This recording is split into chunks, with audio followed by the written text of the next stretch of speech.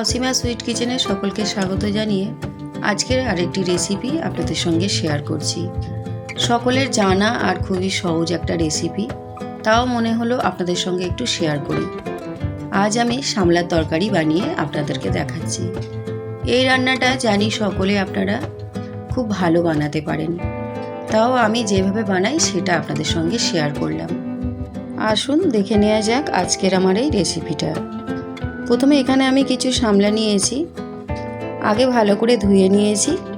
তারপর আমি জল ঝরিয়ে সামলার গায়ে থেকে আঁশগুলো ছাড়িয়ে নিচ্ছি।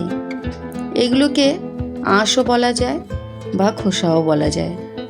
দেখুন আমি হাত দিয়ে ছাড়াচ্ছি, আপনারা চাইলে বটি বা চাকু দিয়েও ছাড়াতে পারেন। তবে আমার মনে হয় বটি বা চাকুর কিছুই প্রয়োজন হবে না, হাত দিয়েই এইভাবে ছাড়িয়ে নেওয়া যাবে, আর খুব বেশি সময়ও লাগে না। দেখুন খোসাগুলো ছাড়িয়ে ফেলে দিয়ে সামলাগুলো আমি এইরকম বড় করে ভেঙে নিচ্ছি। এগুলো ছোট বড় যেমন খুশিভাবেই ভেঙে নেন বা কেটে নেন, কোনো অসুবিধা হবে না। কারণ এই সামলা এতটাই নরম যেগুলো তরকারি করার পর একেবারে ঘেঁটে নরম হয়ে যাবে। সমস্ত সামলা আমি এইভাবে ছাড়িয়ে কেটে নিয়েছি। এই সামলা রান্নাটা আজকের আমি চিংড়ি মাছ দিয়ে বানাবো, তাই এখানে কিছু চিংড়ি মাছ নিয়েছি। মাছগুলো দেখুন খুব বেশি বড় না, ছোট সাইজের, যেরকম পেয়েছি আমি সেরকম নিয়েছি। আপনারা যদি বড় মাছ পেয়ে থাকেন বড় মাছ দিয়েও বানাতে পারেন। দেখুন চিংড়ি মাছগুলো ভালো করে খোসা ছাড়িয়ে নিচ্ছি, তারপর ধুয়ে নেব। খুব ভালো করে এগুলো পরিষ্কার করে নিতে হবে। সামলা তরকারিটা শুধু চিংড়ি মাছ দিয়ে বানালে যে ভালো লাগে তা না, আপনারা নিরামিষ সর্ষে বাটা দিয়েও করতে পারেন। আবার রসুন, কাঁচা লঙ্কা, কালো জিরে এগুলো ভেজে সেটাকে বেটে নিয়ে তারপর এই তরকারির মধ্যে দিলে বেশ ভালো লাগে খেতে। মাছগুলো কেটে ভালো করে ধুয়ে জল ঝরিয়ে রেখেছি। এবার রান্নাটা শুরু করছি। গ্যাসের মধ্যে কড়া বসিয়ে কড়াটাকে প্রথমে ভালো করে গরম করে নিয়েছি। কিছুটা সর্ষের তেল দিলাম। এই রান্নাটা সর্ষের তেলেই করতে হবে।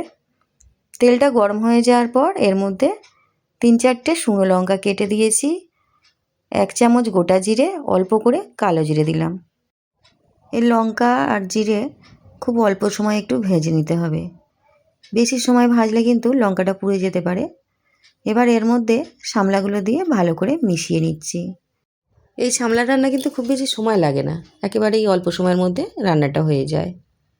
ছোট 1 চামচ হলুদ গুঁড়ো দিলাম, দিয়ে এবার ভালো করে সামলার সঙ্গে মিশিয়ে নিতে হবে। এই রান্নাটা করতে গেলে ঢাকা দিতেও পারেন, আবার নাও দিতে পারেন। হলুদ দিয়ে ভালো করে মিশিয়ে নেওয়ার পর 2-3 মিনিটের জন্য ঢাকা দিয়ে দিলাম। দেখুন 2-3 মিনিট পর কড়া থেকে ঢাকাটা খুলে একটু দেখে নিচ্ছি। দেখুন কড়ার মধ্যে অনেকটা জল বের হয়েছে, অর্থাৎ সামলা থেকে বেশ কিছুটা জল বের হয়েছে। আরও কিন্তু এটা জল বেরিয়ে একেবারে নরম হয়ে যাবে। একটু ভালো করে নেড়েচেড়ে দিচ্ছি। এবার একটু লবণ দিয়ে দিচ্ছি, লবণ দিলে আরও তাড়াতাড়ি এটা নরম হয়ে যাবে। লবণটা দেওয়ার পরও ভালো করে মিশিয়ে নিতে হবে। লবণটা দিয়ে ভালো করে মিশিয়ে নিয়েছি। তারপর দেখুন বেশ কতটা জল বেরিয়ে গেছে এই তরকারির মধ্যে। এই জলটাকে ভালো করে শুকিয়ে নিতে হবে। একটু সময় নিয়ে সামলার রসটা আমি শুকিয়ে নিয়েছি। এখনও বেশ কিছুটা রস আছে, অর্থাৎ ঝোল আছে। এইরকম অবস্থায় খেলেও ভালো লাগে, আবার এর থেকে একটু বেশি শুকিয়েও নিতে পারেন। একটা ফ্রাই প্যান বসিয়ে একটু তেল দিলাম, আর চিংড়ি মাছ দিয়ে অল্প লবণ হলুদ দিয়ে ভেজে নিচ্ছি। চিংড়ি মাছটা আগে ভাজা হয়নি, সামলাটা আগে বসিয়েছিলাম একটা কড়ার মধ্যে। আর চিংড়ি মাছ ভাজতে খুব বেশি সময় লাগে না, তাই আমি লাস্টেই বসিয়েছি। সামলায় যে রসটা আছে অর্থাৎ ঝোলটা আছে সেটা আর একটু শুকনো করতে করতে চিংড়ি মাছটা ভাজা হয়ে যাবে। চিংড়ি মাছটা ভাজা হয়ে গেছে। এবার এই ভাজা চিংড়ি মাছ একটা প্লেটে তুলে রাখবো। আর এই ভাজা চিংড়ি মাছ শুধু সামলার মধ্যে দেব না, এই চিংড়ি মাছ, পেঁয়াজ, আদা, রসুন আর কাঁচা লঙ্কা দিয়ে একটা মশলা তৈরি করে নেব। এইরকমভাবে রান্নাটা করলে আরও বেশি ভালো লাগে খেতে। ভাজা চিংড়ি মাছগুলো প্লেটে তুলে নিয়ে এবার আমি মশলাটা তৈরি করে নিচ্ছি। এখানে কিছু পেঁয়াজ কুচি নিয়েছি আদা বাটা, রসুনটাকে গ্রেট করে নিয়েছি, আর নিয়েছি 3-4টে কাঁচা লঙ্কা মাঝখান থেকে চিড়ে। যে ফ্রাই প্যানের মধ্যে চিংড়ি মাছ ভেজেছিলাম তার মধ্যে একটু তেল দিয়ে প্রথমে রসুনটাকে ভেজে নিচ্ছি। রসুনটা এরকম একটু লাল করে ভেজে নিতে হবে। তারপর পেঁয়াজ কুচিগুলো দিয়ে দিলাম আর কাঁচা লঙ্কাগুলো দিয়ে দিলাম। এগুলোকে নেড়েচেড়ে একটু ভেজে নেব, তারপর আদা বাটাটা দেব। দেখুন পেঁয়াজটা একটু ভেজে নেওয়ার পর নরম হয়ে গেছে।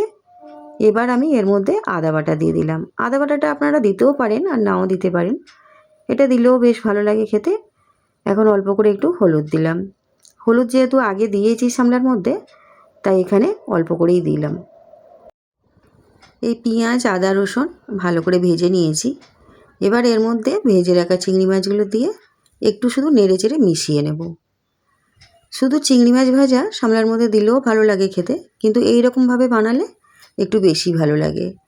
বন্ধুরা, আপনারা একবার হলেও এইভাবে বানিয়ে দেখবেন, খেতে খুবই ভালো লাগে। এদিকে সামলার মধ্যে যে ঝোল ছিল সেটা প্রায় অনেকটাই শুকিয়ে গেছে। এর মধ্যে এবার আমি মশলাটা দিয়ে ভালো করে মিশিয়ে নিচ্ছি। মশলাটা দেওয়ার পর আরও 2-3 মিনিট একটু নেড়েচেড়ে ঝোলটা ভালো করে শুকিয়ে নিলাম। দেখুন তরকারিটা কিন্তু তৈরি হয়ে গেছে, আর দেখতে বেশ ভালো লাগছে তরকারিটা, খেতেও কিন্তু অসাধারণ হবে। এই তরকারিটা ভাত পাতে খেতেও যেমন ভালো লাগে গরম গরম, আবার শুধু যদি খাওয়া হয় খেতে কিন্তু খুবই ভালো লাগে। কড়া থেকে তরকারিটা বাটির মধ্যে তুলে নিলাম। আজকের আমি যেভাবে বানাতে পারি সেভাবেই আপনাদের সঙ্গে শেয়ার করলাম রেসিপিটা। একবার হলেও আমার বানানো পদ্ধতি ফলো করে বানিয়ে খাবেন, আর কেমন হয়েছে আমাকে কমেন্টে লিখে জানাতে ভুলবেন না। আর যদি আমার বানানোর রেসিপিটা আপনাদের একটুও ভালো লেগে থাকে, আত্মীয় স্বজনের মাঝে শেয়ার করে দিতে পারেন।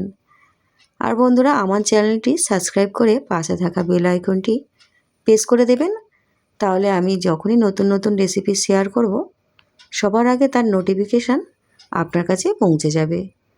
আজ আসি, আবার অন্য কোনো দিন নতুন কোনো রেসিপি নিয়ে আপনাদের সামনে পৌঁছে যাব।